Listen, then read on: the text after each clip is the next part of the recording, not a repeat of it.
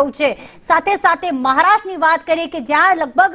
એક તરફી જ મતદાન થયું હોય તેવું લાગી રહ્યું છે, કારણ કે 288 બેઠક એમાં રૂઝાન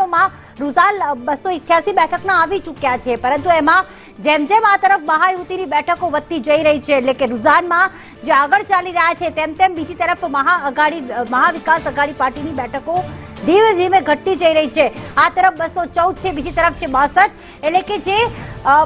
જે મહાયુતિ છે તે બહુમતથી પણ ઘણી વધારે બેઠકોની સાથે સરકાર બનાવવા જઈ રહી છે તે લગભગ હવે નિશ્ચિત થઈ ચૂક્યું છે, કારણ કે આ જે આખો જે ભેદ છે તે અત્યારે પૂરો કરવો ખૂબ જ મુશ્કેલ છે।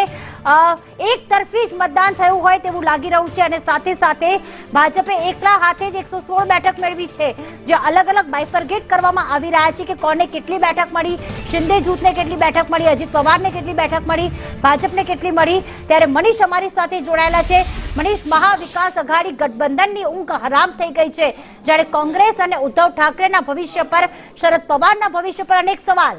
બિલકુલ પ્રીતિ, અહીંયા દાવ પર લાગેલા છે મોટા ચહેરાઓ અને મોટા ચહેરાઓની શાખ વર્ષોની રાજનીતિના તમામની ઉપર હવે ભારી પડી રહી છે ભારતીય જનતા પાર્ટી। અત્યાર સુધીમાં મહારાષ્ટ્રમાં નાના ભાઈ તરીકે ચૂંટણી લડતી ભારતીય જનતા પાર્ટી આ વખતે કદાચ પહેલી વાર એવું થઈ રહ્યું છે કે એક બાજુ આખા વિપક્ષની મહાવિકાસ અઘાડીની તમામ બેઠકો અને એના કરતા પણ 30 બેઠકો માત્ર ભારતીય જનતા પાર્ટીની, એટલે કે મહાયુતિની નહીં પરંતુ ભારતીય જનતા પાર્ટીની 115 બેઠકો પર અત્યારે લીડ કરે છે। 148 બેઠકો પર અહીંયા ભારતીય જનતા પાર્ટી લડતી હતી અને એમાંથી મહાવિકાસ અઘાડીની જેટલી બેઠકો છે એના કરતા પણ 30 બેઠકો પર વધારે અત્યારે ભારતીય જનતા પાર્ટી લીડ કરે છે અને એ દર્શાવે છે કે ભાજપનો જાદુ અત્યારે મહારાષ્ટ્રમાં કેવી રીતે ચાલ્યો। જે પરિણામો લોકસભાની ચૂંટણીમાં મહારાષ્ટ્રની જનતાએ બતાવ્યા હતા એનાથી બિલકુલ વિપરીત ચૂંટણીઓ બદલાતી રહે છે, લોકોના માઇન્ડસેટ બદલાતા રહે છે। અસલી શિવસેના કોણ, અસલી એનસીપી કોણ, આ તમામ સવાલોનો જવાબ હવે જનતા બિલકુલ આપતી હોય તેવું લાગી રહ્યું છે, કારણ કે એક બાજુ એ વારસો હતો જે શિવસેનાનો, જે બાલા સાહેબ ઠાકરેનો અને એમના પુત્ર ઉદ્ધવ ઠાકરેની રાજકીય કારકિર્દી અત્યારે દાવ પર,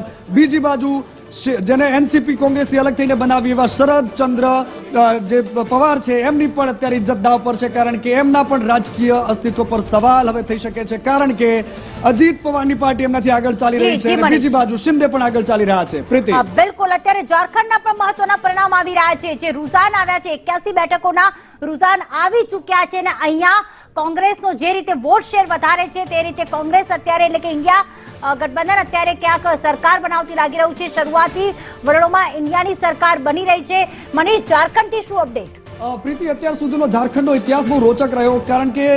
જ્યારથી બિહારથી અલગ થયેલું ઝારખંડ ક્યારેય અત્યાર સુધીમાં કોઈ એક પાર્ટીએ સરકાર બનાવી હોય તેવું લાગતું નથી। શરૂઆતી રૂઝાનમાં એવું લાગતું હતું કે એનડીએ અહીંયા આગળ ચાલી રહ્યું છે, પરંતુ જેમ જેમ પરિણામો વધતા ગયા, જેમ જેમ એક પછી એક બેઠકોની પેટીઓ ખુલતી રહી, એમ ઇન્ડિયા બ્લોક અહીંયા બાજી મારતી હોય તેવું લાગી રહ્યું છે। અત્યારની સ્થિતિમાં ઇન્ડિયા બ્લોક આગળ છે, ઝારખંડ મુક્તિ મોરચાનો અહીંયા દબદબો છે, આદિવાસી વોટરો પર એમનો જબરદસ્ત પકડ છે અને ફરી એકવાર એ લોકો સાબિત કરવા જઈ રહ્યા છે, બિલકુલ જીતની નજીક છે। બરાબર થોડીક ક્ષણો બાદ એવું લાગે છે કે કાંટાની ટક્કર અને ફરી એક આંકડો વધીને આવે છે કે ઇન્ડિયા બ્લોક આગળ, અને ઇન્ડિયા બ્લોકમાં સૌથી વધારે જો આગળ હોય તો ઝારખંડ મુક્તિ મોરચો અને એ શિબુ સોરેનની પાર્ટી કે જેણે ઝારખંડના અલગ અસ્તિત્વ માટે પોતાની તમામ વસ્તુઓ દાવ પર લગાવી અને ઝારખંડ અલગ કરવામાં જેનો સૌથી મહત્વનો ફાળો રહ્યો એવા શિબુ સોરેનની પાર્ટી, હેમંત સોરેનની પાર્ટી, એ ઝારખંડ મુક્તિ મોરચા અત્યારે